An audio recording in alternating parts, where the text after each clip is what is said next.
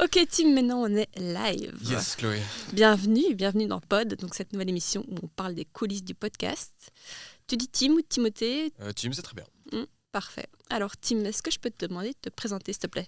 Yes, Tim, je suis coach professionnel depuis maintenant 4 ans. Donc j'accompagne les futurs entrepreneurs et les entrepreneuses à évoluer dans... Et to be, exactement, mais aussi les entrepreneurs et entrepreneuses existants à évoluer dans leur carrière entrepreneuriale, aussi bien sur les enjeux, je dirais, pratiques, techniques, que sur l'aspect mental.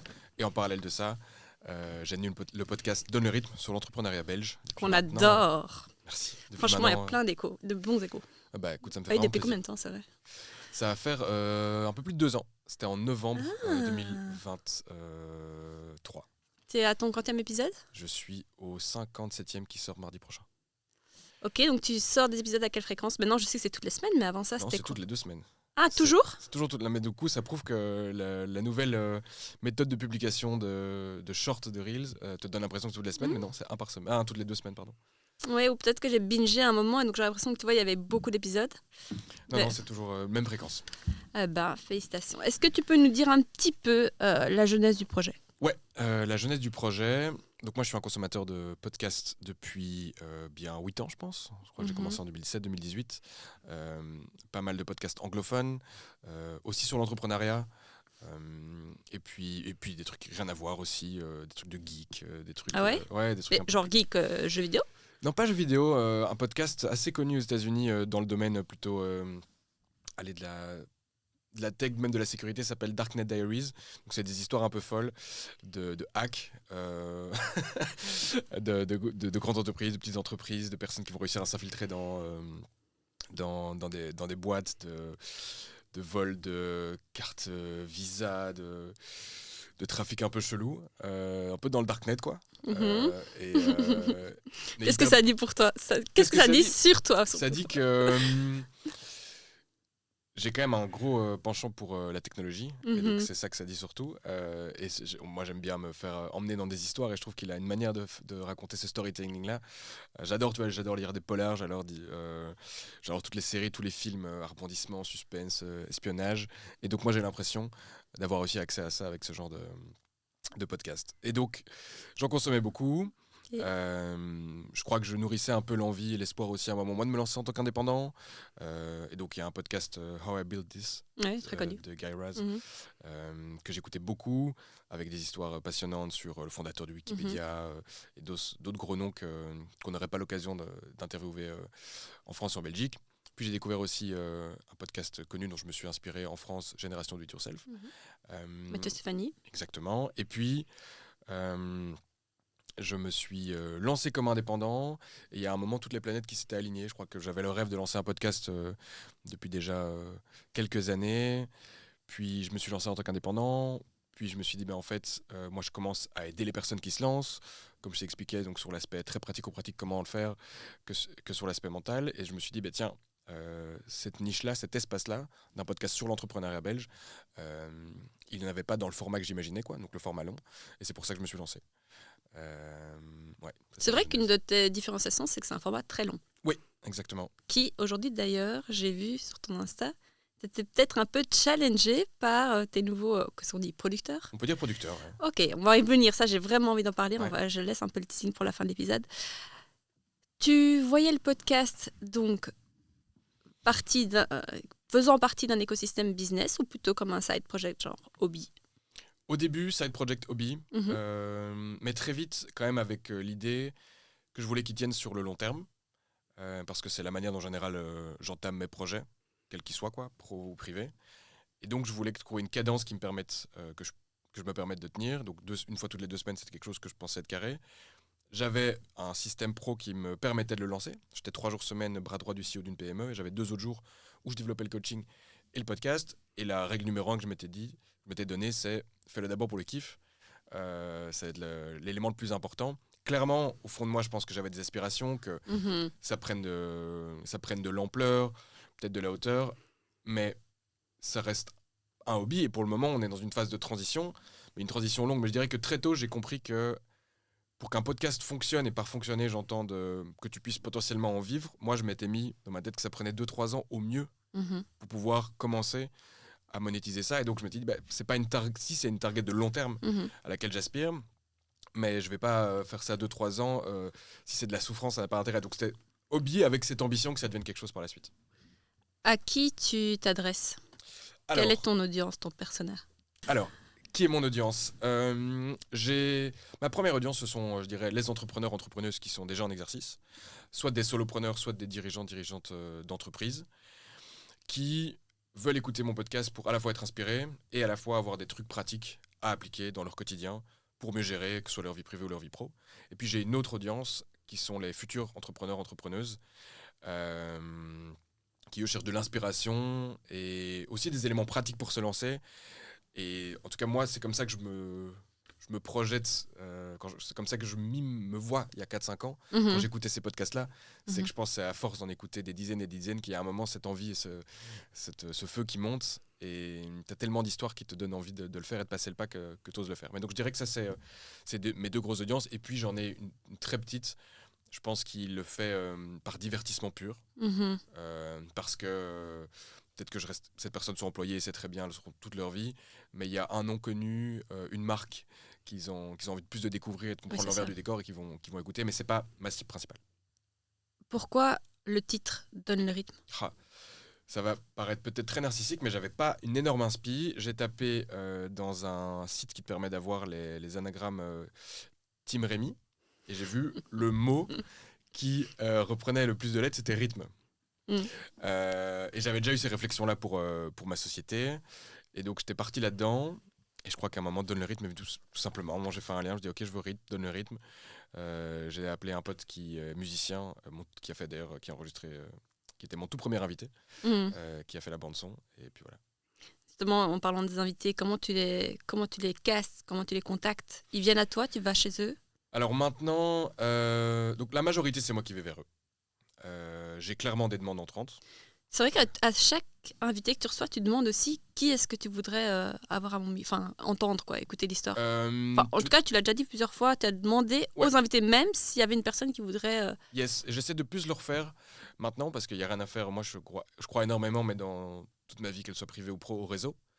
Et c'est d'ailleurs, je pense, ce qui me permet aussi d'avoir les invités que j'ai maintenant.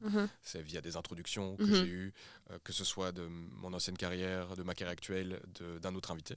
Donc clairement, je le demande. Donc j'ai des demandes entrantes. Donc tu as des gens qui m'ont contacté sur Insta à l'époque, sur LinkedIn. J'ai des fois des mails qui rentrent parce que, comme toi, en bas de ma description, il y a mon mail. Et je dis voilà, si vous avez quelqu'un à proposer, n'hésitez pas. C'est moi qui vais majoritairement les chercher. Et je dirais qu'au début, c'était un peu le challenge de la conviction, je dirais les 5 premiers, 6 premiers, parce que t'as pas de nom, t'as même pas sorti ta chaîne, et tu dois les convaincre de venir 2 heures, prendre le temps de venir, de s'installer, de partir, c'est quasi une demi-journée, donc franchement, faut le faire. Et par contre, une fois que j'ai eu quelques noms, je dirais que j'ai un souvenir d'avoir une réponse catégorique non, pas chaud, et le reste, c'est souvent une question de timing. T'as déjà été déçu de tes invités? Alors déçu, c'est de la personne, non, mais déçu de l'épisode, oui. Je crois que l'épisode le plus décevant, c'est l'épisode avec Jacques Borlet. Du coup, le père des enfants Borlet, des Belgian Tornadoes, donc qui sont champions d'Europe de 400 mètres, qui venait avec son associé parler de Boost by Borlet, qui est un projet dont le but est d'appliquer des techniques du sport de haut niveau en entreprise ou dans le monde privé. Et oui, je l'ai senti absent, je dirais, durant l'interview. Il était assis juste, ici, dans cette salle, parce que c'est vrai qu'ici, tu shootais ici avant. Ici, ouais, pendant 2 ans et demi quand même. Le tout premier, c'était en mai 2023, donc quasi 3 ans. Ouais. D'abord, j'ai testé les 2 salles, parce que pour ceux qui connaissent ou pas Plug de Jack, il y a 2 studios de podcast. Et finalement, j'ai atterri ici. Donc Jacques se trouvait juste là, à ma droite. Enfin, moi, j'étais à ta place, du coup, mais au moment présent, il était sur la chaise de droite. Et ouais, malheureusement, je sentais qu'il y avait une... Quoi, il n'y avait pas de connexion. Il n'y avait pas de connexion. Je l'avais avec son associé, mais je le sentais qu'il était là, pas par obligation. Je crois que ça faisait partie de son agenda. Il avait choisi, personne ne l'avait obligé. C'est pas lui qui a fait le booking. C'était, j'avais envoyé un mail aux deux. C'était son associé qui avait répondu.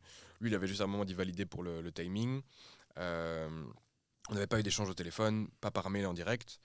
Et quand il est venu, oui, j'ai senti une certaine distance, c'est-à-dire qu'il allait répondre à des questions très, très précisément, et puis quand il avait terminé de répondre à sa question, il allait reculer, regarder un peu le plafond.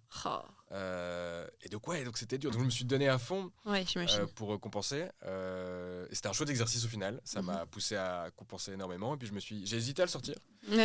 Puis je me suis dit que non, j'aimais pas déjà le concept de cachet. Je me dis qu'autant assumer, c'est une expérience comme une autre. Voilà, c'est comme ça.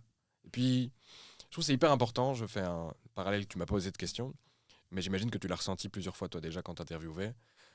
Des fois, on a l'impression qu'on a dit une connerie, qu'on s'est mal exprimé, qu'on a bugué sur un mot, qu'on a fait une erreur d'accord. Tu vois c'est notre quotidien. C'est notre quotidien.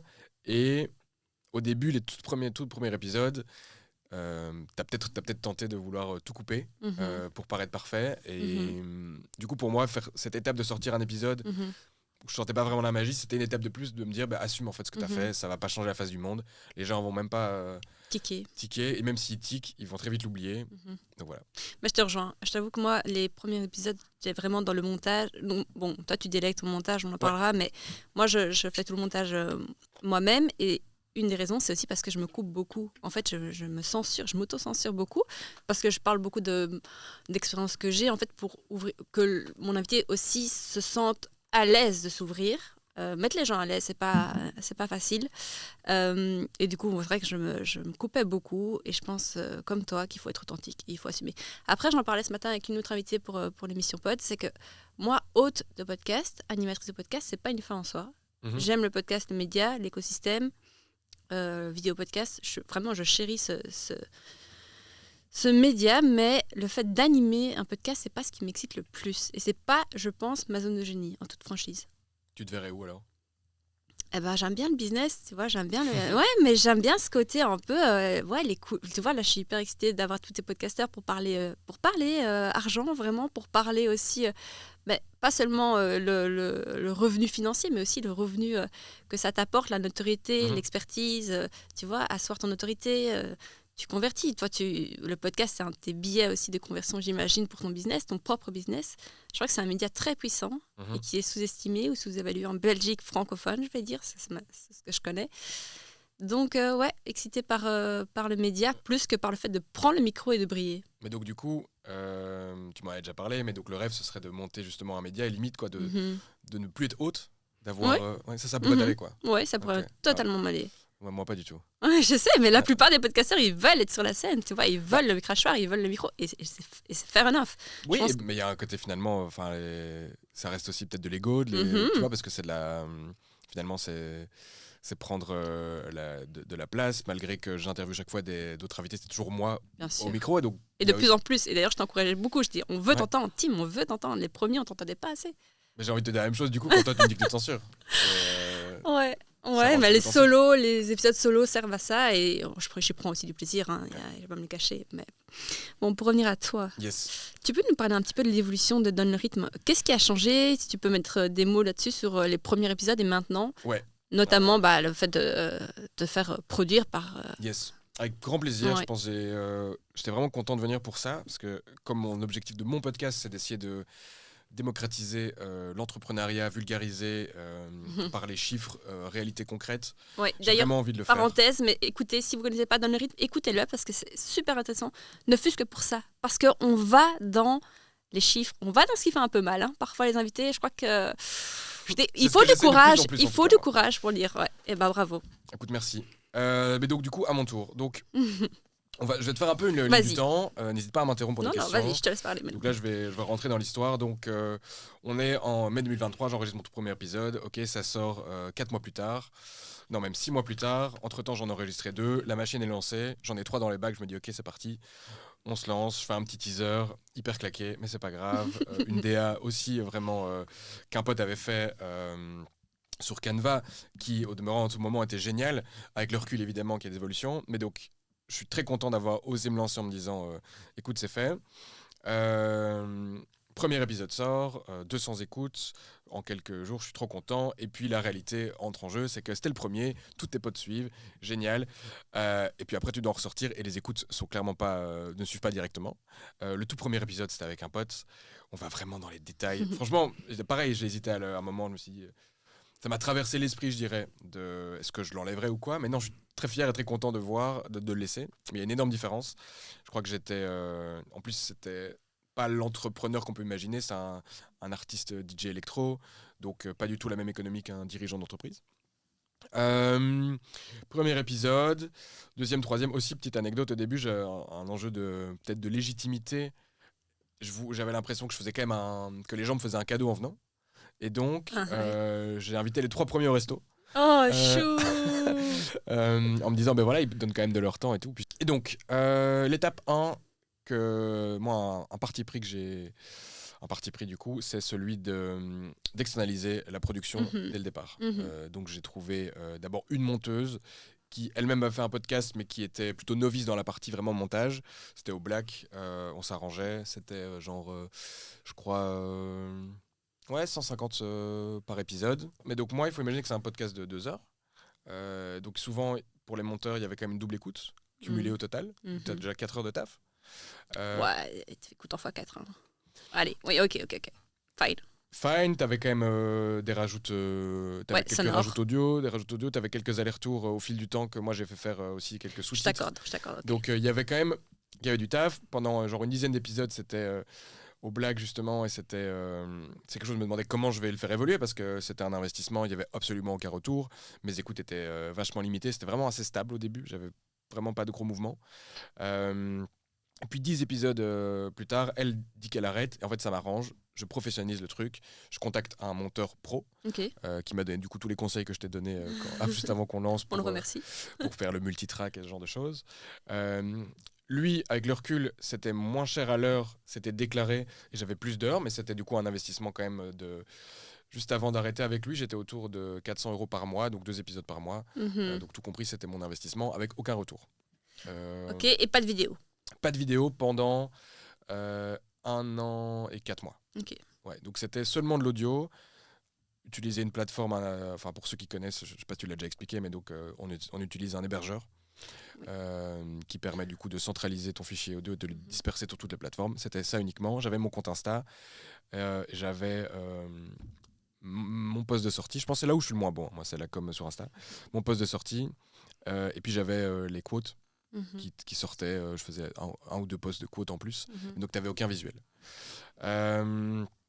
Puis, je dirais que, pour te donner une idée, à la fin de la première année, donc il y a un peu plus d'1 an maintenant, donc fin 2024, je crois que j'étais tout content parce que je dépassais mon palier de 800 écoutes ou 1000 écoutes par mois. Donc ça, c'était il y a un peu plus d'1 an. On rentre du coup en 2025. Et en 2025, moi, entre-temps, je me suis aussi lancé à 100% de mon activité de coach et je veux aussi que le rythme évolue. Là, je fais le switch à la vidéo. Donc, dans cette même pièce, avec un trépied, même mon iPhone. La qualité était pas ouf, mais c'était mentalement déjà une step pour moi. Ça m'a coûté un peu plus cher auprès de mon monteur, mais pas beaucoup. Parce qu'en fait, il reprend les rushs, il a les timecodes. C'est quand même quelque chose qui prend pas plus de temps. Et dans cette période-là, je décide d'aller voir un premier sponsor que j'avais toujours pas fait avant. Donc en prépa, tu demandais, tiens, peut-être les choses que j'aurais fait différemment. Je pense que je me serais permis de voir les sponsors beaucoup plus tôt. De frapper aux portes, de prospecter ? Ouais. Ok. Ouais, clairement. C'est vrai que même encore avec leur recul, je suis content qu'ils aient accepté. Tu vois, quand j'étais toqué à leur porte, j'étais à quoi peut-être entre 1000 et 1500 écoutes. Pour moi, c'était énorme en venant des 800, j'avais quasi doublé. Mais je considérais comme quelque chose de pas grand-chose, surtout qu'au début, avec l'hébergeur que j'utilisais, j'ai changé d'ailleurs, je pourrais t'expliquer. Attends, t'es sur Ocha maintenant ? Je suis plus sur Ocha. Ok, si, moi, tu vas me dire pourquoi. Moi, je suis sur Ocha, j'ai un lien d'affilié, donc je le mets en description de l'épisode si jamais vous voulez Ocha. Mais je suis intéressée, pourquoi pas Ocha ? Ok. Attends, petite parenthèse, je reviens après. Attends, il ne faut pas oublier.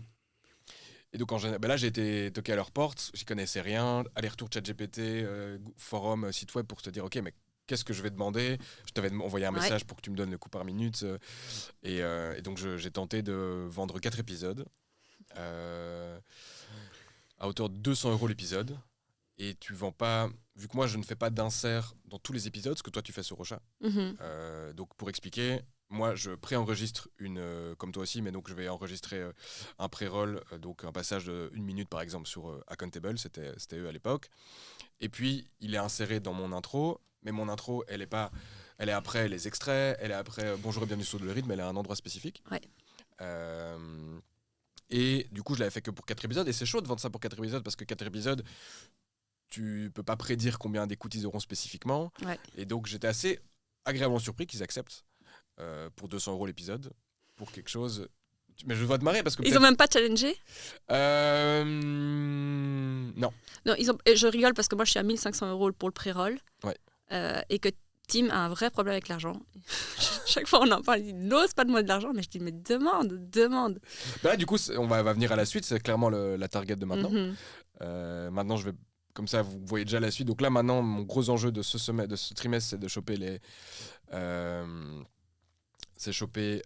du coup des sponsors pour toute l'année 2026. Et mon prix est à 1 250 € par épisode. Très bien. Voilà. Donc j'ai fait une grosse évolution. Je suis fière de toi. Merci. Et t'as des très gros noms. Hein. J'ai vu qu'il y avait Marcolini qui passe. T'as des gros noms. Yes. Après, on viendra aussi aux écoutes. C'est cet équilibre à trouver. Donc j'ai eu ça. J'ai eu confirmation du coup que je pouvais en avoir. J'ai continué à développer, trouver des invités. Et puis durant l'été, là, c'est Yago, c'est une marque qui est venue elle-même me contacter pour sponsoriser 10 épisodes. Que j'ai accepté. On tourne autour de plutôt de 450 par épisode. Comme ça aussi dire la réalité, peut-être qu'eux seront pas contents que je le dise, mais voilà. T'as signé un document de confidentialité. C'est plus de la confiance, mais je pense pas que ça me desservira, et je pense que c'est utile pour que les gens puissent comprendre l'économie du podcast. Ouais, je suis d'accord. Aussi. Et donc je me retrouvais dans une position de plus ou moins équilibre financier. Comme je te disais, avant de switcher, j'avais un épisode me coûtait 400-450 € par mois avec le montage plus mon hébergement. Et là, je chopais un sponsor plus ou moins du même montant. Ouais, break-even. Break-even. Donc jamais pas remboursé mon temps.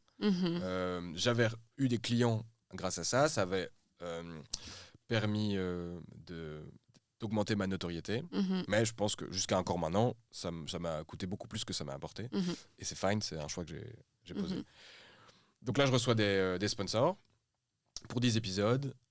Je contacte Accountable, parce que donc ils font 10 épisodes. Je me dis, en fait, c'est quoi? Je vais faire 5, break de 5 et renouveau 5 avec Yago. Donc il y a un spot de 5 qui se libère. Et je recontacte Accountable. Ils re-signent. Et donc j'ai eu 6 mois. Et non, j'ai pas fait x10 à ce moment-là. On était plus ou moins à la même zone que Yago. Ok. Mais t'as quand même augmenté par rapport. Augmenté, ok, bien. Donc ils ont quand même vu un retour sur investissement, le fait qu'ils re-signent avec toi. Moi, pourquoi aussi j'étais moins à l'aise? Je trouve qu'ils ont vu un retour sur investissement, mais c'est beaucoup de brand awareness. Et en fait, j'ai pas assez d'écoute pour de l'acquisition. Ok. Ça, je suis intéressé de voir aussi, toi, si tu vois qu'il y a des mécanismes d'acquisition qui fonctionnent. Donc, pour aussi ceux qui comprennent ou comprennent pas, l'idée, c'est que, tu vois, moi, j'avais Accountable, c'était avec le lien rythme, tu peux bénéficier de 6 mois gratuits lorsque tu te connectes. Donc là encore, j'ai refait un nouveau module avec eux qui va se terminer maintenant. Mais c'est pas ça qui fonctionne le plus. Et donc je pense qu'on doit trouver une meilleure collaboration, parce que j'ai pas envie de leur vendre quelque chose que je suis pas prêt à tenir après. Moi, je suis beaucoup plus de relation de long terme. Donc en fait, ça m'a pas dérangé moi d'avoir vendu 200 ou même peut-être maintenant 400 mes épisodes. Moi, ce qui est important, c'est qu'à Accountable, on soit toujours partenaire d'une manière ou d'une autre dans 3 ans, dans 5 ans, dans 10 ans, tu vois.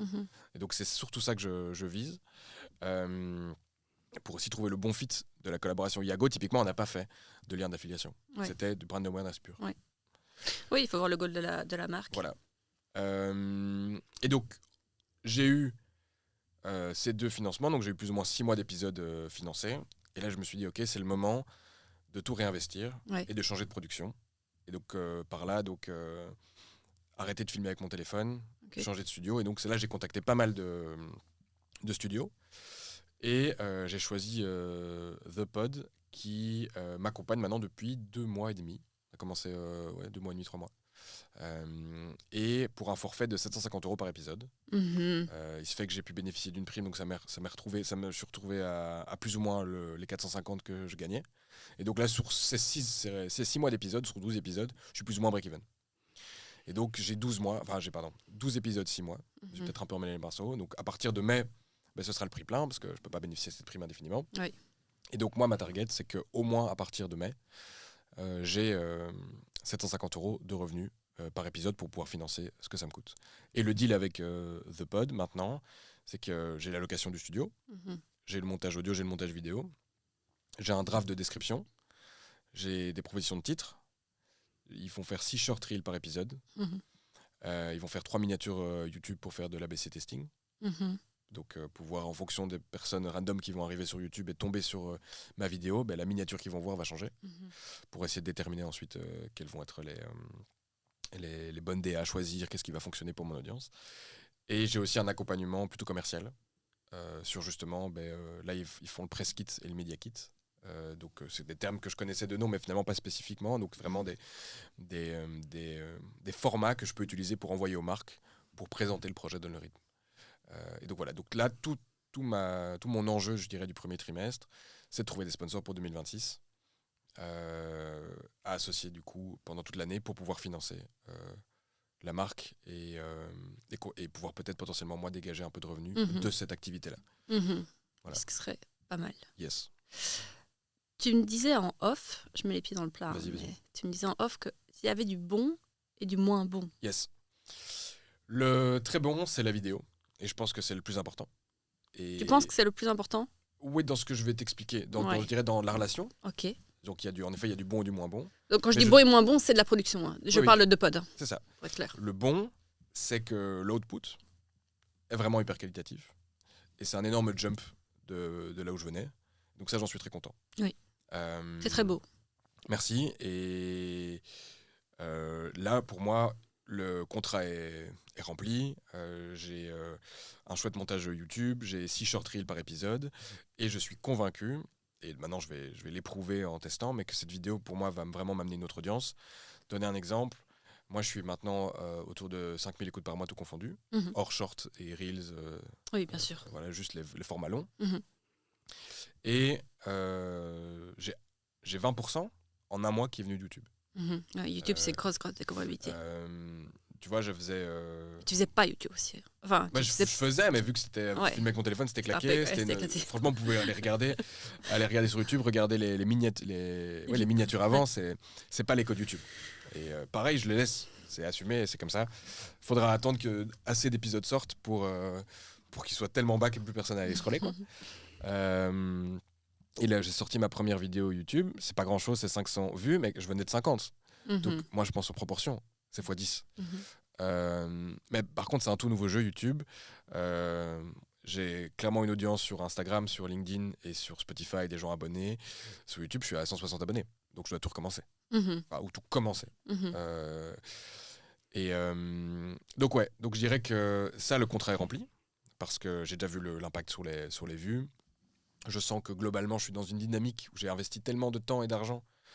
Parce qu'il faut claquer quand même upfront 9000 € pour les 12 épisodes. Même si tu as une prime, c'est quand même un gros investissement. Donc, dans toutes mes activités, j'ai beaucoup de focus depuis 3 mois sur le podcast. Donc, d'office, ça a un impact positif sur ta recherche d'invités, sur la manière dont tu prépares tes interviews, sur l'investissement que tu mets dans les retours que tu fais à l'équipe, sur la recherche de sponsors. Là, j'avais jamais fait cette réflexion de toutes les marques que je pouvais essayer de contacter, donc c'est vraiment quelque chose de positif.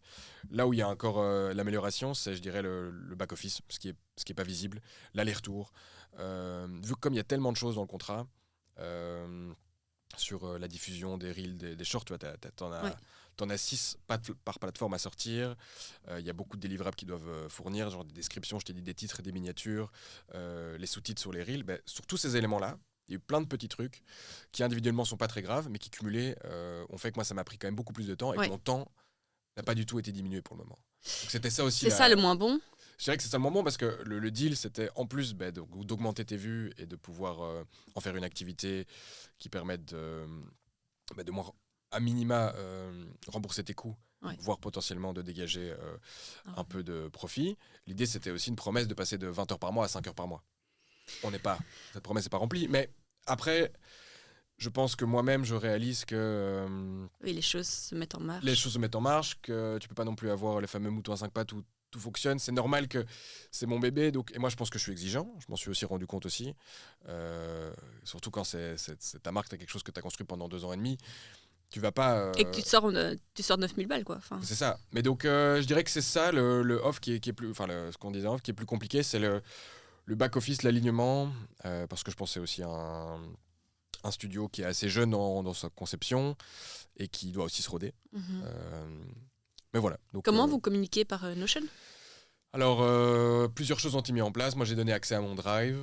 Ils ont mis un Notion en place. C'est encore mix. C'est pas les plus carrés là-dessus, en fait. Et je crois que moi, c'est ça qui me manque. Moi, je suis très carré, organisé. Ouais.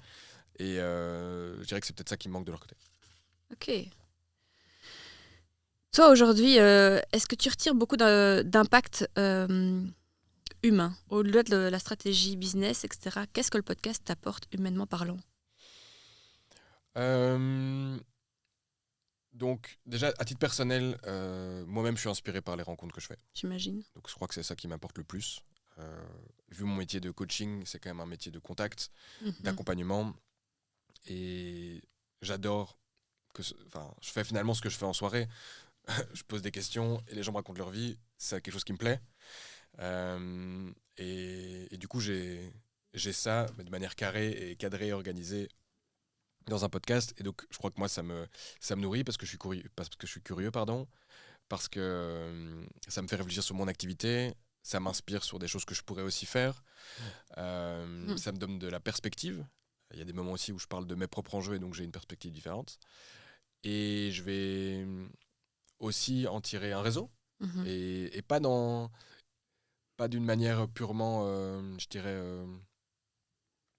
pas dans le but d'en tirer profit que pour moi, mais je suis convaincu qu'un réseau, c'est hyper utile dans la vie, dans les deux sens. Donc, moi, un peu que je te parlais justement dans les films où les gens se doivent des trucs, tu vois, je t'ai fait une faveur ou quoi, mais moi, j'aime bien vivre ce truc-là de... Quand quelqu'un me demande quelque chose, je l'aide volontiers, puis je sais que si je peux retoquer à sa porte, il aide volontiers. J'adore cette dynamique-là et j'ai l'impression que je participe à ça. Et ça, c'est vraiment une sorte d'intérêt composé où j'ai même pu l'expérimenter avant même le podcast dans mon boulot. Je dirais la personne avec qui j'ai eu les interactions les plus... pas les plus folles, mais avec le recul... quand je vois par tous les chemins par lesquels on est passé, c'est particulier. Il y a un gars qui est venu dans le podcast. À l'époque, il travaille pour Urbike, donc ils font de la logistique urbaine. Concrètement, ils font de la livraison à vélo pour des biens. Par exemple, ils travaillent pour une boîte pharma qui veut livrer chez des gens. Ils vont faire les livraisons à vélo, quoi. Donc du B2C, quoi. Ou du B2B. Je voulais trop travailler en mobilité à l'époque. Dans ce domaine-là, j'ai été toqué à sa porte. Il m'a dit que c'était pas possible parce que j'avais aussi une autre offre qui pouvait pas s'aligner. Voilà, pendant un an, on se parle pas. Un an plus tard, je toque à sa porte, mais en tant que freelance pour une mission data, donc rien à voir avec le job qui était plus opérationnel par lequel j'étais rentré. Je bosse sur 3 mois avec eux. 2 ans passent et je toque à sa porte. Bah non, j'ai arrêté mon freelance data. Je te contacte en tant que podcasteur. Est-ce que tu veux venir au micro ? Il est venu ici et puis je le crois. Et puis il m'appelle un jour. J'ai pensé à un gars pour ton podcast. Et donc c'est vraiment l'exemple type de ce qui m'anime aussi dans l'expérience de rencontre avec toutes ces personnes. Ouais, mais je veux dire, Tim, pour moi personnellement, quand on l'a vécu, je l'ai vécu, je t'ai envoyé un message. Je pensais que ça a commencé comme ça et tu as directement été très généreux, très transparent. Ouais. Et ça, j'ai apprécié beaucoup. Tu vois, de fédérer aussi un réseau. C'est aussi ça, Pod. Je crois que les podcasteurs belges, on se retrouve tous ici. Et vous m'avez tous dit oui. Il n'y a pas une personne qui m'a dit non pour passer sur le micro et parler de notre expérience de podcast. Ouais, c'est hyper important. Ouais, je pense. Après, je crois que c'est, comme je l'ai aussi expliqué au début de notre échange là maintenant, la raison pour laquelle je fais Donne le rythme, c'est pour essayer de casser des tabous, d'être le plus précis possible sur la réalité d'un business, les chiffres, le temps qu'on passe. Et donc oui, se partager des choses parce que ça peut des fois être paradoxal parce qu'on est dans une vie, une économie où il y a beaucoup de choses qui est disponible, accessible, et pourtant des fois tu as un peu ce côté de c'est mon précaré, je veux pas le partager, et je trouve c'est dommage. Mais il y a des moments où il y a les revers de la médaille, je sais pas comment toi tu l'as vécu, mais il y a des moments où tu partages avec d'autres podcasteurs ou podcasteuses et voilà, c'est quand même un peu les vanity metrics, tu vas parler de nombre d'écoutes et toi t'as fait autant, et donc il y a des moments où t'as beau être transparent, ouvert et généreux, la manière dont des fois les choses vont être amenées, je trouve que des fois tu peux te retrouver dans des combats de coq inutiles ou... Ouais, bah non, je sais, je vois très bien ce que tu veux dire. Parce qu'on est quand même... Mais...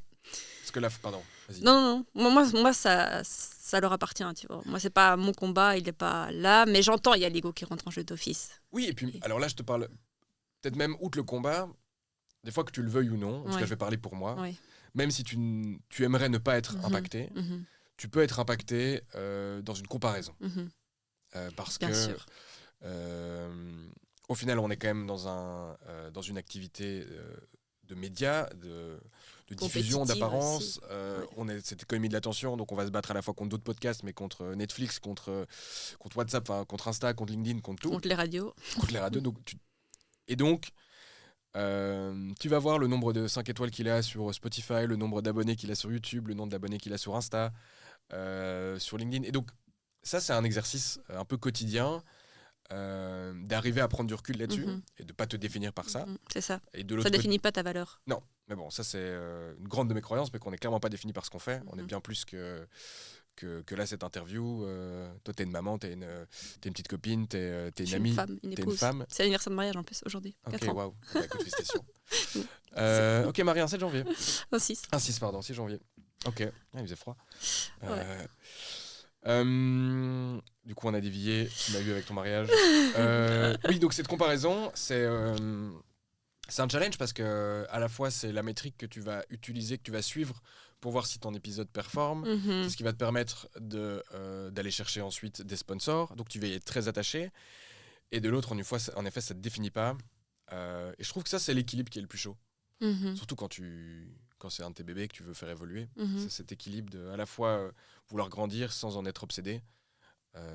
Parce qu'au final, tu perds alors le plaisir, la genèse, et tu fais que te comparer. Tu te dis en fait, mais j'y suis pas parce que cette barre-là est atteinte. Il y a un an, je crois que je réalise pas qu'il y a un an, j'étais hyper heureux de dépasser la barre des 1000 écoutes. Et maintenant, je suis à 5000, je me dis, ok, quand est-ce que j'aurai 10 000 Et je trouve que c'est important de c'est une course sans fin. Je suis d'accord, je te rejoins. Le temps tourne, donc on va être un petit peu stoppé. Dis-moi juste pourquoi pas Ocha. Après, je passerai à la dernière partie de notre épisode. La créatrice avec qui je bosse dans le The Pod, ils sont 3. Donc, tu as une créatrice, un réalisateur et un sales. La créatrice, elle a le podcast Aubinvest sur justement l'éducation financière pour les femmes. Acast. Pourquoi parce que la fonctionnalité auquel moi je n'avais pas accès chez Ocha, c'est je pouvais choisir précisément par épisode l'endroit où je mets mon pré-roll ou mon mid-roll. Oui, parce que là, par exemple, les 4 que tu as eu avec Accountable, du coup, ils sont restés là à vie. Comment tu vas faire ? Ils sont là à vie, ouais. C'est ça. Donc là, je devrais remonter. Donc, pour faire une parenthèse technique, c'est en gros, tu peux manuellement mettre un pré-roll.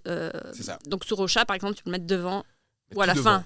Et même pas au milieu, alors qu'au milieu, c'est les plus chers que tu peux vendre à tes annonceurs. Donc, j'en ai déjà parlé avec Ocha, on est sur le DOS pour le moment. Donc, mais oui, c'est un gros frein. Moi, c'est mon seul point négatif chez Ocha, c'est ça. Moi, c'est la raison pour laquelle j'ai shifté. Comprends.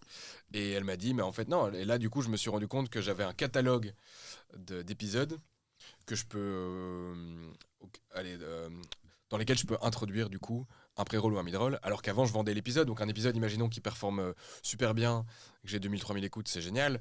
Mais un moyen qui va faire entre 500 et 2000, eh bien, je ne vends que cet épisode-là pendant la durée de leur existence, donc toute la vie. Mais tous les autres ne sont pas exploités, tandis que là je peux dire moi si on fait un partenariat sur 2 mois, pendant 2 mois je peux mettre l'insert, tous les épisodes et voilà. Mais donc du coup ça demandera peut-être de faire quelques réglages sur les épisodes tu vois, qui sont déjà sortis avec des trucs intégrés, mais ça c'est... Oui, parce que je pense que tu peux encore modifier le MP3 sans perdre le taux d'écoute. Oui, ça j'ai déjà fait plein de fois. Ok, on va passer à la dernière question. Avant ça, si vous avez aimé notre échange avec Tim, merci de vous abonner, de noter le podcast 5 étoiles et de l'envoyer un petit call to action, on dirait, et d'envoyer un proche. I know, mais c'est... Ici, il y a encore une dernière partie, il reste jusqu'au bout, c'est super intéressant. Allez, on finit avec des petites questions rapides. Audio ou vidéo ? Vidéo, c'est le challenge maintenant, vidéo first. Solo ou interview ? Qu'est-ce que tu veux dire par solo ou interview ? Solo épisode ou plutôt interview. Interview. Oui, t'en fais jamais des solos. J'ai jamais fait des solos. Mais ça va, tu m'as déjà dit que ou un cas client, ça peut être sympa. Quoi ? Un cas client. Ouais, ok. Parle d'un cas client, parle d'un de tes coachés et qui a fait une évolution de dingue, débrief. Ok. Bon, duo par nature, mais solo par expérience que je vais expérimenter. Et d'ailleurs, je pense à ça quand tu me parlais de ton podcast geek, là. T'adores les podcasts un peu docu-fiction. T'as pas pensé, toi, à développer ce format-là, narratif ? Non. Ok. Pourquoi ? Ouais, c'est intéressant. J'en ai de plus en plus aussi. Par exemple, je pense à transfert de slits. Moi, j'aime bien ça, tu vois. Ouais. C'est ce genre de... où en fait, le journaliste s'efface et c'est fine, tu vois. J'aime bien. Ouais, en fait, moi, c'est une question de temps. Ouais, je pense que c'est beaucoup de temps. Mais en fait, un épisode transfert, c'est 7 personnes qui passent sur l'épisode avant de le sortir. Ouais, c'est du taf. Oui, mais voilà, en parlant de temps, toi, c'est ton activité principale, le podcast. Moi, c'est un truc que j'ai toujours essayé de caser dans une activité qui, elle, me rapportait de l'argent. Et donc, après 2 ans et demi, j'essaye de commencer à pouvoir en tirer quelque chose. Je comprends. Mais donc, toi, tu as mis full focus là-dedans. Ouais. Moi, je sais que rien que ça... Avant, allez, comme ça, j'ai pas dit cette info, mais je suis à 10 heures par épisode. Oui, j'allais te poser la question. Donc, oups, voilà. Non, c'est bien. Et donc, et c'est censé être réduit. Maintenant, c'est pas encore réduit. Donc, 10 heures par épisode, t'en as 2 par mois. Ça te fait quand même une demi-journée. Et puis, t'as tout l'investissement. Là, clairement, il y a même plus parce que t'as tout le développement qui est pas comptabilisé par épisode. Je suis clairement à plus d'un jour par semaine. Ouais, d'office. D'un truc plus gérer la communauté. Clairement. Enfin, je sais pas à quel point elle est active, sa communauté. C'est vrai que moi, les filles sont très très actives et j'adore ça. Mais ça demande beaucoup de temps. Aussi. Bah oui, t'es forte pour animer ça. Bah ouais, je prends beaucoup de plaisir à ça aussi. Ok, ben moi, typiquement, Insta. Donc là, tout est automatisé pour les posts. Les stories, c'est moi qui fais.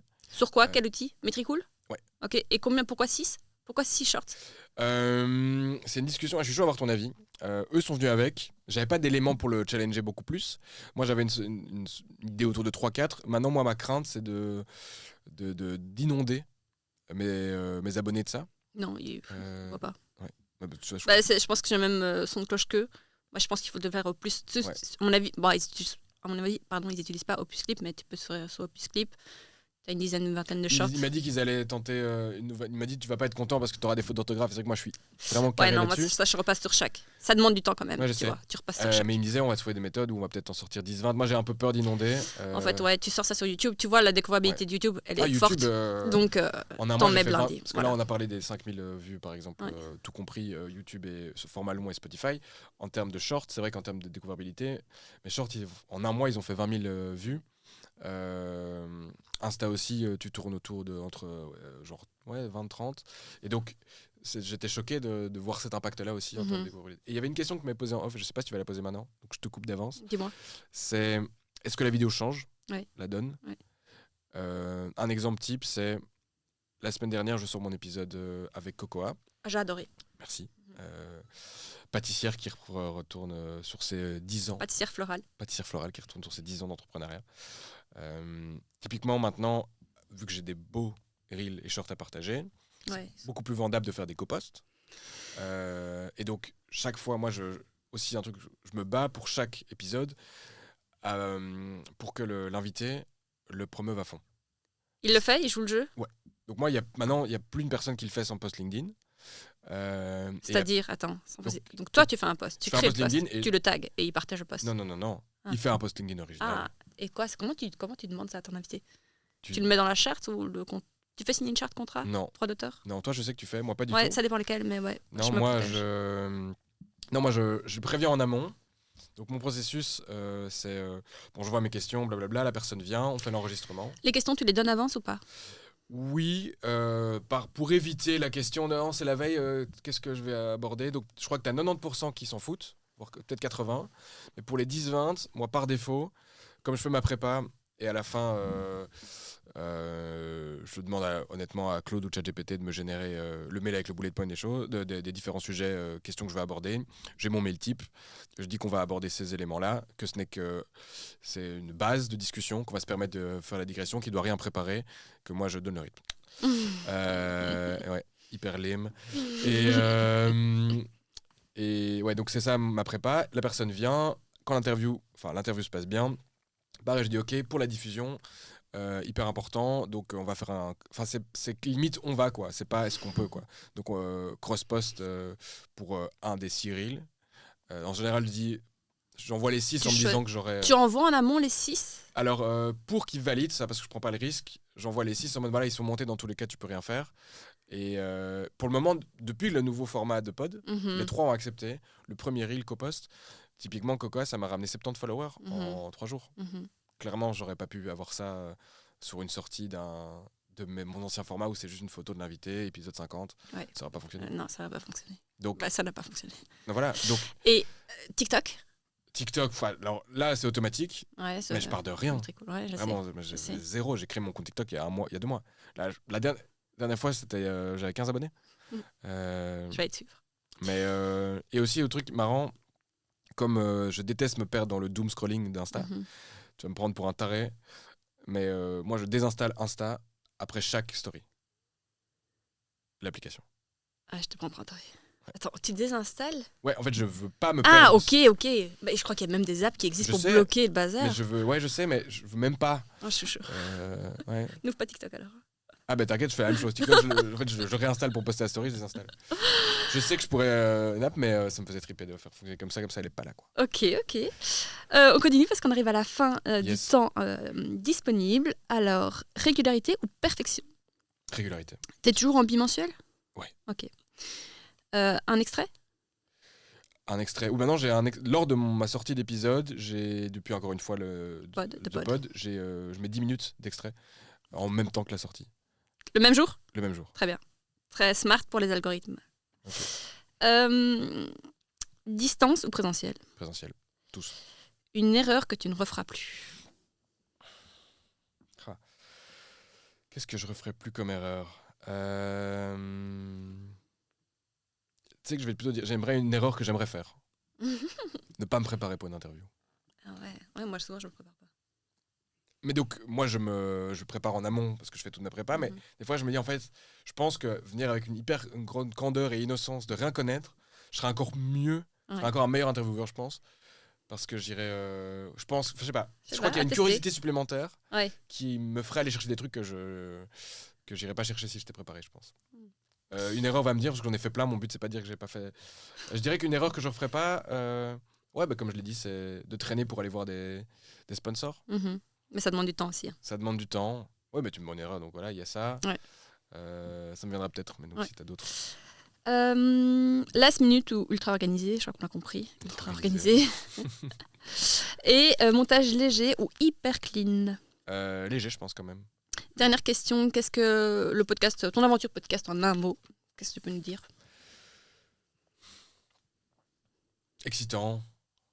Ouais, hyper excitant. Je crois que c'est quelque chose que je me serais pas permis. Il y a quelques années. C'est vraiment l'exemple type d'un rêve réalisé, quoi.